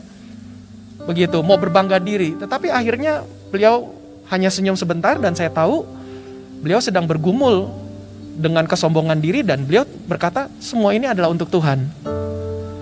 Jadi Bapak Ibu Saudari terkasih, kalau mau cerita tentang Pak Yakob pasti banyak, kita tidak akan selesai. Tetapi setidaknya saya ingin menyatakan syukur bahwa Bapak Gembala kita ini kepada Bapak Ibu Saudari jemaat dan kepada Bapak Ibu para pengurus PGPI, GBI maupun sinode-sinode lain, bahkan sampai luar negeri pun, saya mendapatkan begitu banyak telepon hari ini. Dan memang saya mohon maaf, tentu tidak bisa membalasnya semua satu persatu. Karena saya belajar dari ayah saya untuk hidup tidak dengan bahasa yang tepatnya ya, tidak dengan glamor. Maka itu saya menyatakan waktu itu pada istri saya bilang, saya cukup pakai 1 handphone saja. Saya tidak punya handphone private. Saya tidak punya handphone yang khusus nomor untuk keluarga. Dengan kata lain, kalau Bapak Ibu tahu nomor saya, ya itulah nomor saya yang tidak ada, yang semua orang tahu. Keluarga juga kontak saya pakai nomor tersebut. Jadi mohon maaf kalau saya, Ibu Rina, kami termasuk istri saya, kalau kami belum sempat membalas satu persatu, kami mohon maaf. Karena memang hari ini hari yang memang padat, khususnya bagi kami untuk mengatur semuanya ini. Tentu ada satu hal yang saya pikir Bapak Ibu, saudara-saudari semua, jemaat, dan semua kita yang hadir maupun yang bukan jemaat juga yang mengikuti live streaming ini. Saya pikir kita semua perlu mengetahui Pendeta Yakob Nahua ini bagaimana detik-detik sebelum pulang ke sorga tadi pagi. Pagi tadi, selama ini Bapak Gembala ketika Pak Yakob ketika sakit, memang berpindah-pindah tempat tinggal, dalam arti beliau sempat tinggal di rumah adik saya, Esther. Akhirnya lebih banyak tinggal di rumah saya, karena memang lebih mudah untuk ke rumah sakit untuk check up. Singkat ceritanya, sampai kemarin malam, kami masih sempat jumpa sedikit, kemudian kami istirahat semua, dan kemarin malam, Pak Yakob atau ayah saya ngomong ke mama saya, "Ma, gimana badan saya? Oke nggak?" Kita nggak menyangka bahwa ada tanda-tanda begitu. Dan mungkin 3 hari yang lalu atau 2 malam sebelumnya, kebetulan istri saya menemani untuk makan malam. Jadi istri saya yang menyuapi Pak Yakob waktu itu karena beliau memang sudah lemah. Untuk makan sendiri tidak sanggup. Waktu itu sempat ayah saya mengutarakan kepada menantunya ini, anak menantunya, "Papi udah capek. Papi udah gak mau lagi dibebankan tugas-tugas yang lain. Papi mau happy-happy." Ya sudah, saya pikir ini lagi ngomongin pekerjaan gereja kali ini, atau STT, Sekolah Tinggi Teologi Mawar Saron yang ada di Lampung. Ya sudah, istri saya malam cerita ke saya, ya sudah kita tanggapi dengan biasa saja. Singkat cerita, tadi pagi ketika saya sudah selesai sarapan, saya temenin anak-anak untuk sekolah online dulu. Singkat cerita, saya turun ke bawah di kamar beliau, ketemu dengan Ibu Rina. Lalu ya sudah, kami tatap-tatapan dan melihat kondisi Pak Yakob sudah begitu lemah. Kami tidak menyangka bahwa memang itu sudah mendekati waktunya. Singkat cerita, ketika jam 8 pagi tepat, lalu saya ngobrol sama mama saya, kira-kira kalau tempat tidurnya seperti itu, mama saya di sebelah kiri, saya di sebelah kanan, kami berhadapan-hadapan. Jadi praktis omongan kami berdua itu bisa didengar oleh Pak Yakob. Lalu saya berkata, "Udah Mi, yuk kita tenangin papi saja." Ya udah, kita bisik-bisik. Saya bilang, "Pi, tenang. Anak-anak semua ada. Papi juga udah tenang. Udah oke semua kok." Lalu Ibu Rina, Mami bilang, "Pa, tenang Pa, ada Tuhan Yesus ya. Tenang, ada Tuhan Yesus ya. Tenang, ada Tuhan Yesus." Di situ beliau masih sempat nafas sedikit-sedikit. Singkat cerita, ketika mulai saya memperhatikan jam itu jam 8 pagi lewat 6 menit, saya membisikkan kalimat kepada ayah saya dan saya berkata, saya juga kaget kenapa saya bisa ucapkan kalimat itu. Saya berkata, "Pi, tenang Pi, gereja udah aman. Papi gak usah khawatir lagi sama gereja." Gak lama itu, dalam hitungan detik, Pak Yakob langsung seperti menarik napas panjang, kemudian membuangnya. Oximeter yang terus terpasang di jari telunjuk kanan beliau itu selalu terpasang untuk kami pantau kadar oksigen dan denyutnya. Singkat cerita, mulai makin drop dan akhirnya saya sempat video call dengan salah satu penatua di gereja kita ini, yaitu adalah Dr. Mulyadi, yang dipercayakan oleh Pak Yakob untuk menjadi ketua klinik Mawar Saron Jakarta. Saya video call dengan dia, saya panggilnya Om. "Om Mul, boleh nggak saya video call?" Om Mul bilang, "Oke, boleh." Saya video call langsung, saya tunjukkan dengan video call ke saturasinya tadi, ke oximeternya. Lalu dokter Mul bilang, yo kamu baiknya telepon ambulans. Itu udah 8 lewat 7, 8 lewat 8, seperti begitu. Singkat cerita, oke. Saya tanya, Mami, telepon ambulans enggak? Oke, telepon ambulans. Singkat cerita kita telepon ambulans dan dari rumah sakit itu mengatakan, Pak mohon izin karena memang lagi pandemi, kita harus tidak bisa langsung berangkat, kita harus siapkan APD, kasih waktu 15 menit bagi kami. Saya berkata oke, silakan. Kemudian singkat cerita, datanglah ambulans ke rumah kami. Lalu puji Tuhan para dokter, semua staf dari IGD rumah sakit tersebut melakukan semua prosedur yang memang mereka harus lakukan untuk memeriksa kondisi dari Pak Yakob. Singkat cerita berlangsung sekitar mungkin 30 menitan. Lalu akhirnya dari sekian upaya mereka untuk mempompa dada Pak Yakob, gantian dari dokternya, gantian dari timnya. Lalu akhirnya semua peralatan dilepas dan akhirnya saya udah mulai melihat dokternya udah menatap timnya. Walaupun mereka dengan APD, dengan masker, dengan face shield. Lalu dari tatapan matanya ke teman-temannya, saya udah feeling begitu. Saya bilang oke lah, kita udah siap, saya sama mama saya juga udah gandengan. Yaudah kita berdua bilang, ya sudahlah kalau memang seperti ini, kita tahu itu udah jalan yang terbaik. Singkat cerita akhirnya dokter menyatakan, Pak, sebetulnya dari pas kami datang, kelihatannya Bapak udah gak ada. Jadi oke, berarti saya sama Mami pikir-pikir, ya sudahlah. Tuhan kasih anugerah besar bagi kami, keluarga. Pak Yakob pulang ada di tangan keluarga. Bukan di tangan COVID. Bukan di tangan rumah sakit. Tapi di tangan keluarga. Dengan kata lain kita bersyukur bahwa permintaan dari Pak Yakob itu adalah kalau memang mau pulang ke surga, beliau itu tidak mau merepotkan siapa-siapa, termasuk istri, anak, mantu, dan keluarga. Dan betul hari ini Bapak Ibu Saudari, semuanya itu terjadi. Jadi kalau memang Pak Yakob selalu berkata 99% kerinduan saya itu selalu dijawab oleh Tuhan.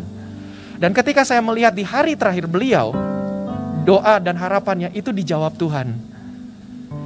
Jadi betul-betul beliau pergi meninggalkan kita semua ada di tangan keluarga.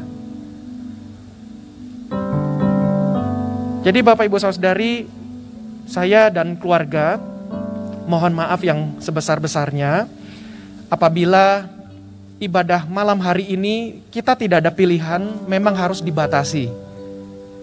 Kita masih dalam kondisi pandemi COVID-19 yang sedang mengganas-ganasnya. Malah bukan sedang mengganas-ganasnya, dia udah lebih daripada sedang lagi, betul-betul ganasnya gak main-main. Saya pikir semua gereja merasakan seperti itu, ada jemaatnya yang terdampak, terkena, mungkin meninggal.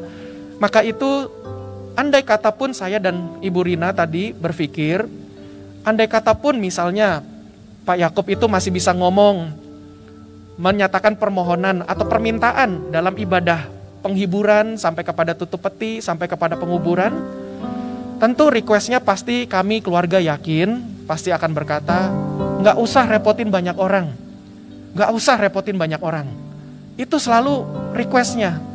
Bahkan banyak hal Pak Yakob itu betul-betul tidak pernah mau ngerepotin orang lain, bahkan kami keluarga.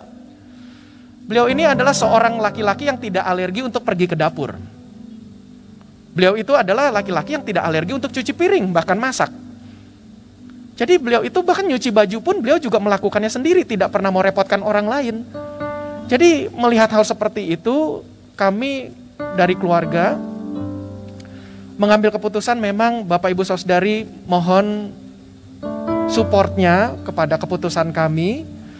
Karena kami tahu Pak Yakob ini adalah bukan seorang ayah bagi kami saja, tetapi juga adalah seorang bapak, kakak, om, panutan, mentor, guru bagi banyak orang.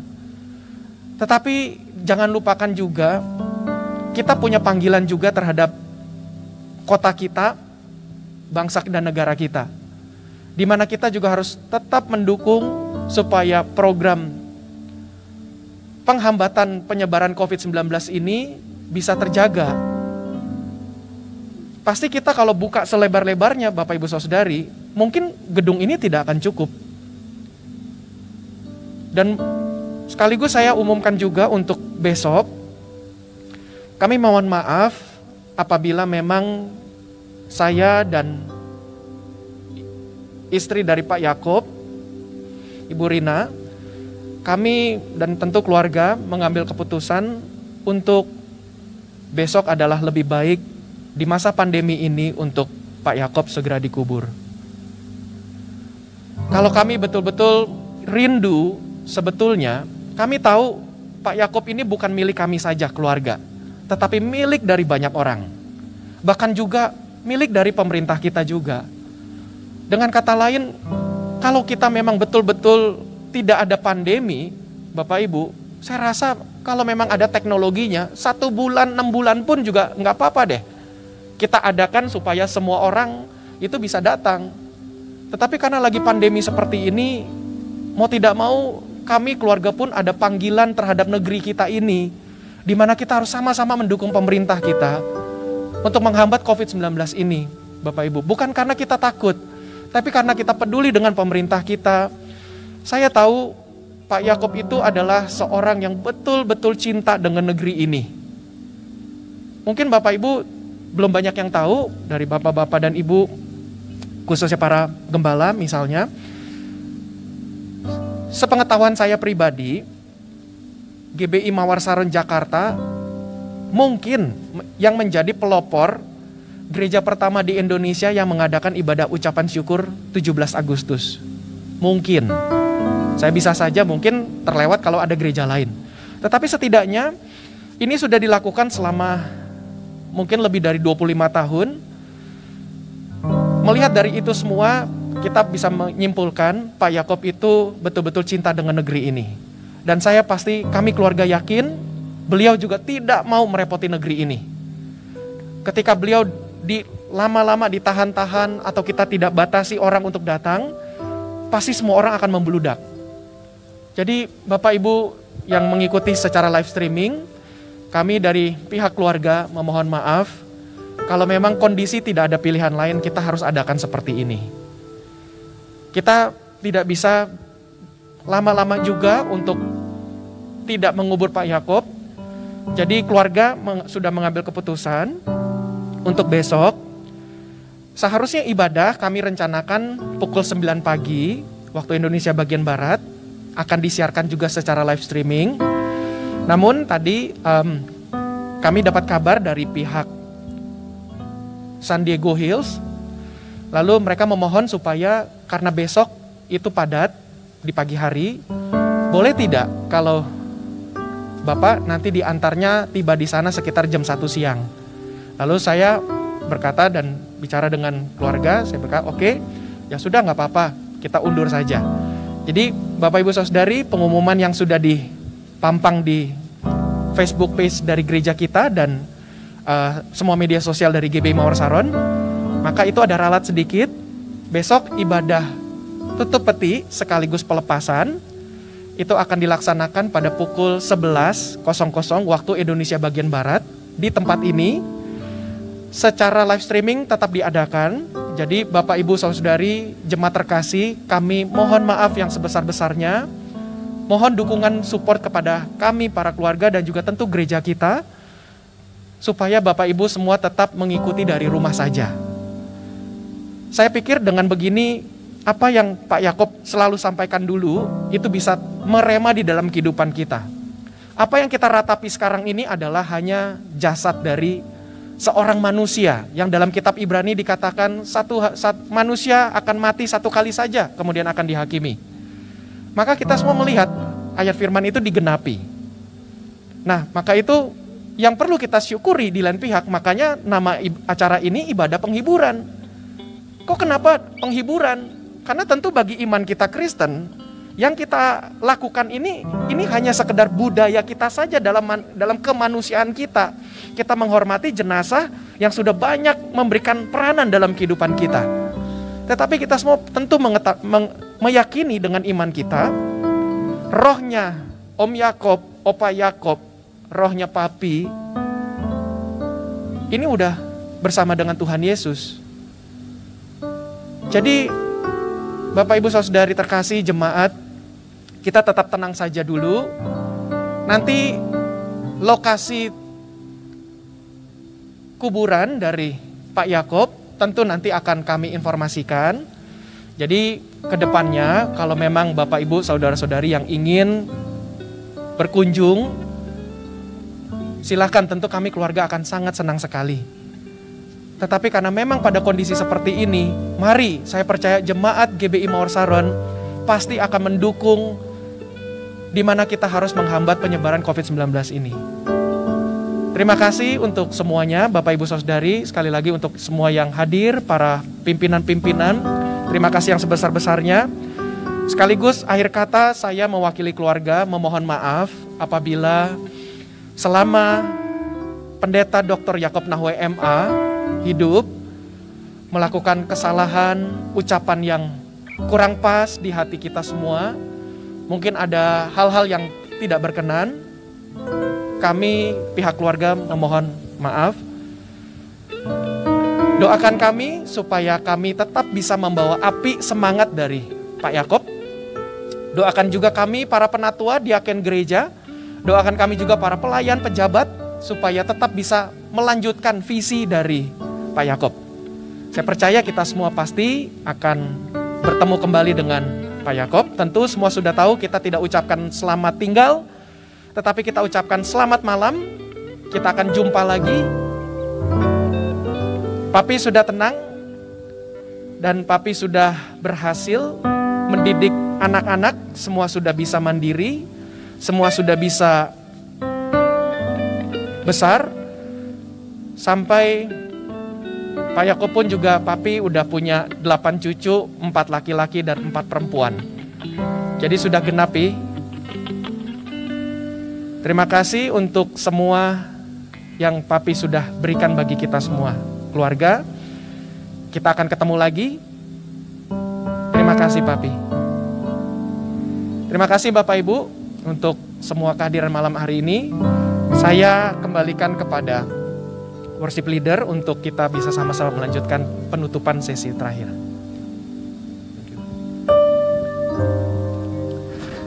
Baik, kita akan dengarkan juga sambutan yang terakhir dari Dirjen Bimas Kristen, Bapak Profesor Dr. Thomas Penturi. Kami persilahkan.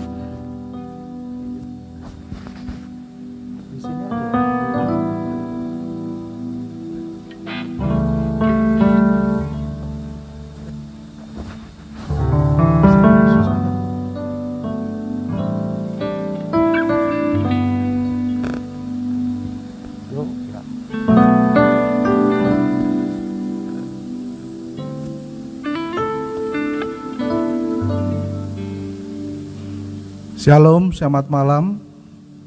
Salam sejahtera untuk kita sekalian yang kami hormati dan kami kasihi, keluarga besar Pendeta Yakob Nahway, Ibu dan anak-anak.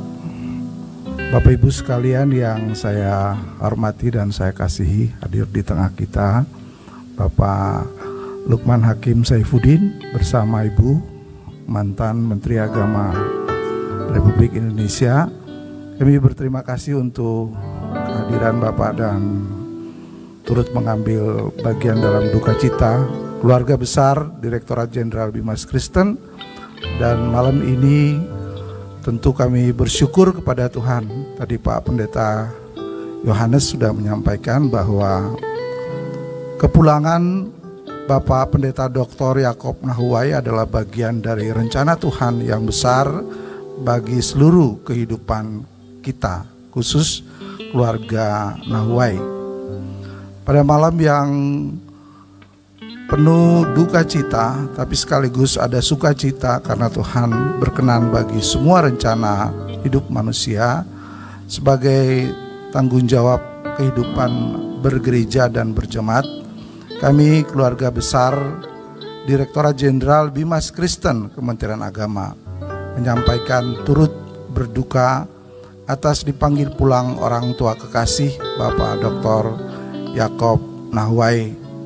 Tentu semua adalah bagian dari rencana Tuhan dan kami menyampaikan kepada keluarga besar Nahway bahwa ini adalah cara Tuhan untuk memberikan yang terbaik bagi hidup masing-masing kita. Kami tentu dan keluarga besar Kristen Direktorat Jenderal Bimas Kristen merasa kehilangan orang tua kekasih yang menjadi panutan, yang menjadi model dalam seluruh kehidupan kekristenan. Banyak sekali pengalaman beliau yang beliau tularkan bagi kehidupan Kristen di Indonesia. Dan saya secara pribadi mengenal Pak Yakob selama saya ada di Ambon, dan setelah saya di Jakarta saya berjumpa dengan beliau, mendengar banyak apa yang beliau sampaikan tentang hidup dan tentu cara yang paling baik untuk menyatakan kasih Tuhan dalam hidup. Dan itu telah dilakukan oleh Pak Dr. Yakob Nahway. Beliau sering kita sebut atau saya memanggil Om, karena beliau banyak sekali menyampaikan pesan-pesan yang bermakna bagi kehidupan kekristenan di Indonesia, dan khusus dalam tanggung jawab saya sebagai Dirjen Bimas Kristen Kementerian Agama Republik Indonesia. Sekali lagi kami menyampaikan turut dalam duka cita bagi keluarga Pendeta Dr. Yakob Nahway dan keluarga besar Gereja Bethel Indonesia Mawar Saron, serta keluarga besar Gereja Bethel Indonesia yang hari ini kita kehilangan orang yang kita kasih. Tapi dalam keyakinan iman kita percaya Tuhan akan memberikan yang terbaik bagi masing-masing kita. Demikian beberapa kata yang bisa kami sampaikan pada kesempatan malam penghiburan bagi keluarga Pendeta Dr. Yakob Nahway. Tuhan memberkati kita sekalian. Shalom.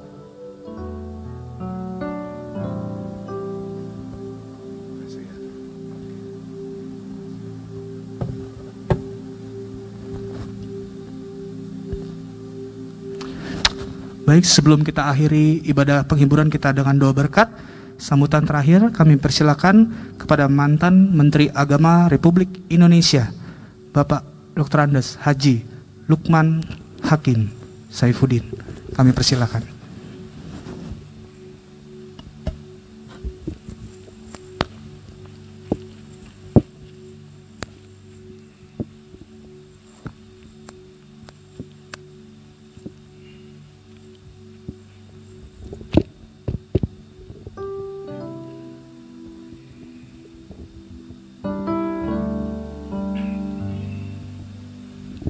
Shalom, salam sejahtera bagi kita semua.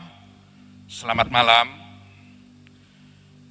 Yang saya muliakan, yang saya hormati, keluarga besar dari mendiang Bapak Yakob Nahway, yang saya hormati seluruh keluarga besar Gereja Bethel Indonesia, seluruh jemaat hadirin sekalian yang mudah-mudahan diberkati Tuhan yang Maha Kuasa. Malam ini kita berada di sini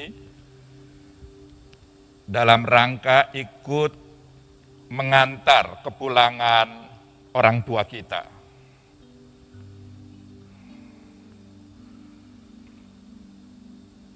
Beliau berpulang dipanggil oleh Tuhan yang Maha Kuasa untuk kembali bersamanya. Kematian selalu saja dimaknai dengan dua cara pandang, dua perspektif. Sebagian kalangan menyikapi kematian dengan penuh duka. Itulah kenapa kita sering mendengar duka cita, bela sungkawa. Tentu kita berduka, kita bersedih karena kita telah tidak lagi bisa bersama dengan yang berpulang, dengan Bapak Yakob Nahuai. Kita tidak bisa lagi mendengar khutbah-khutbah beliau, nasihat-nasihat beliau, ceramah-ceramah keagamaan beliau, karena kita telah ditinggal oleh beliau. Dan itulah kesedihan, duka yang kita rasakan. Namun dalam perspektifnya yang kedua, kematian hakikatnya adalah kebahagiaan. Khususnya bagi yang berpulang, bagi yang mengalaminya. Karena itulah saat-saat yang oleh semua umat beragama menjadi sesuatu yang didambakan. Karena kita hakikatnya berasal darinya, dari Tuhan yang Maha Kuasa, dan kepulangan adalah sebuah medium untuk kita kembali bersatu kepada Sang Pencipta. Dan tidak ada kebahagiaan yang lebih bahagia selain pulang. Pulang kepada Sang Pencipta. Oleh karenanya, marilah kita hantar kepulangan orang tua kita, Bapak Yakob Nahuai, dengan iringan doa mudah-mudahan beliau berpulang dengan penuh kedamaian. Bagi saya beliau adalah tokoh agama yang ketika saya mendapatkan amanah untuk ikut mengelola, mengurusi kehidupan keagamaan di negara dengan bangsa yang sangat religius ini, mendiang begitu besar jasanya. 2, 3, mungkin 4 kali seingat saya beliau secara khusus datang ke kantor Kementerian Agama, tidak hanya untuk bersilaturahim, saling mengenal, tapi juga menjelaskan tentang kehidupan umat Kristiani di Indonesia dan sekaligus menjelaskan apa yang selama ini dilakukan oleh umat Kristiani, khususnya jemaat Gereja Bethel Indonesia. Dan saya menjadi saksi bahwa sumbangsih kontribusi beliau sangatlah besar, khususnya dalam ikut mempromosikan, dalam ikut mengedepankan kehidupan keagamaan yang moderat. Beliau dalam banyak kesempatan selalu berbicara tentang moderasi dalam beragama, moderat dalam berkristen. Dan itu adalah modal sosial yang sangat besar, tidak hanya dalam ikut menjaga dan memelihara kehidupan keagamaan kita, tapi juga sekaligus merawat keindonesiaan kita. Indonesia yang agamis, Indonesia yang meskipun beragam, majemuk, tapi semua keragaman itu tetap memegangi nilai-nilai agama dalam menjalani kehidupan kemasyarakatan, kehidupan kebangsaan, dan kehidupan bernegara. Sekali lagi saya menjadi saksi atas jasa besar, sumbangsi dan kontribusi almarhum Bapak Yakob Nahuai. Inilah yang bisa saya sampaikan. Mudah-mudahan Tuhan memberkati kita semua. Shalom, salam sejahtera bagi kita semua.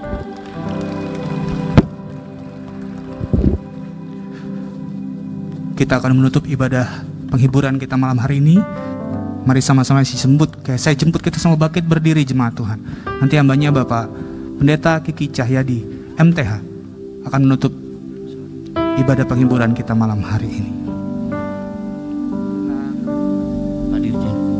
Mari Pak.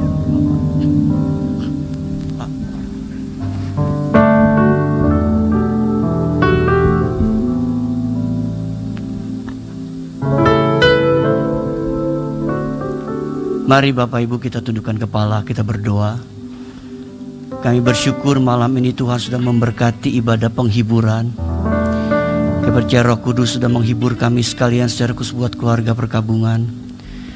Malam ini sebelum kami pulang, kami mau naikkan doa kami. Tuhan sertai ibadah pelepasan dan penutupan peti besok hari. Tuhan berikan cuaca yang baik. Tuhan sertai perjalanan menuju San Diego Hill di Kerawang Barat. Biar semua ibadah yang dilakukan besok hari Tuhan pimpin, Tuhan tuntun dan berjalan dengan baik. Nama Tuhan dipermuliakan, nama Tuhan ditinggikan, nama Tuhan diagungkan. Sebentar kalau kami akan berpisah, penyertaan-Mu sempurna atas kami sekalian Tuhan. Lindungi kami dari virus corona dan virus apapun. Ya kami semua aman dalam lindungan Tuhan yang sempurna. Secara khusus kami berdoa untuk bangsa kami, negara kami, Indonesia kami cintai. Tuhan tolong bangsa kami, negara kami dari COVID-19. Kami percaya Indonesia pasti Tuhan akan tolong. Indonesia pasti Tuhan akan pulihkan. Indonesia pasti Tuhan akan berkati. Menjadi bangsa yang diberkati Tuhan. Bangsa yang memuliakan Tuhan. Bangsa yang jadi berkat buat banyak orang. Nama Tuhan dipermuliakan di negeri kami, Indonesia kami cintai. Terpujilah nama Tuhan kekal selama-lamanya. Untuk itu Bapak Ibu kasih dalam Tuhan sekarang arahkan hatimu. Terimalah kembali berkat dari Bapa kita di surga. Cinta kasih daripada Tuhan kita Yesus Kristus. Dan persekutuan bersama dengan Roh Kudus menyertai kita malam ini. Sampai Maranatha, Tuhan Yesus lagi kedua kali menjemput kita semua. Haleluya. Sama-sama katakan amin. Amin. Tuhan memberkati Bapak Ibu. Bapa, terima kasih.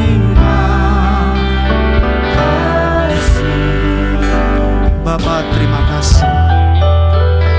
Bapa, terima kasih.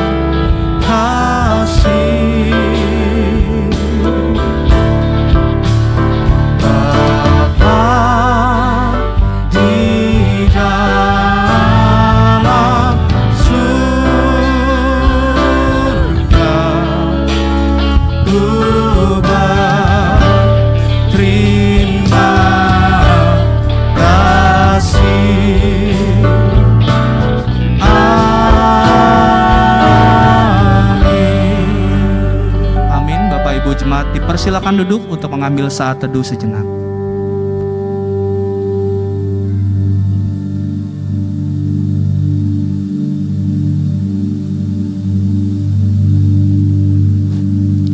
Amin. Puji Tuhan, ibadah kita telah selesai. Tuhan Yesus memberkati.